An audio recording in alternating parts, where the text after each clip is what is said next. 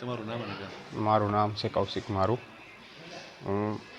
હું રાજકોટ રેલવેમાં થાર્વન સન્સમાં એટેન્ડન્ટમાં નોકરી કરું છું. મને 22/9/37 ગાડી નંબરમાં મોકલવામાં આવ્યો હતો. તો 19 તારીખે 20 તારીખના રિટર્નમાં એમાં ચોરી થઈ ગઈ હતી.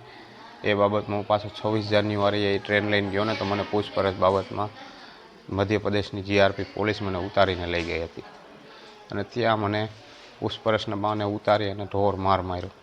2-3 દિવસ મને રાખ્યો અને માર્યો મને. શું કારણ શું હતું?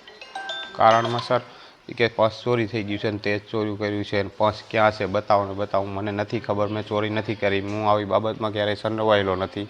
મેં એને કીધું મારી પૂરું રેકોર્ડ ચેક કરી લ્યો.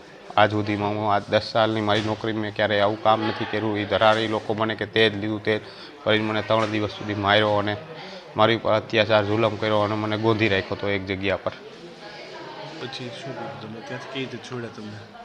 મને છોડ્યો તો એની એક કારણસર કે મારો વિડીયો બનાવીને મને કીધું કે તમારે અમે વિડીયો બનાવીએ એમાં તમારે બોલવાનું છે કે हमने आपको मारा नहीं है, हमने आपसे 1 रुपये लिया नहीं है और हम आपको छोड़ते हैं और अभी भी पूछताछ के लिए आपको दूसरी बार बुलाए तो आपको आना पड़ेगा. ऐसे करके मुझे छोड़ा है और મારે તો ત્યાંથી ગમે તેમ છોડવું હતું એટલે મેં આ બધો વિડીયો બનાવીને મેં એમાં બધું હાયા કરી અને ત્યાંથી હું નીકળી ગયો. તો મારી જિંદગીમાં મેં ક્યારેય આવું કર્યું નહોતું અને મારી જિંદગીમાં મેં આવો માર ખાતા ક્યારેય નથી જોયો. ઢોરમાં મને બહુ માર્યો. અત્યારે મારાથી બેસાતું નથી.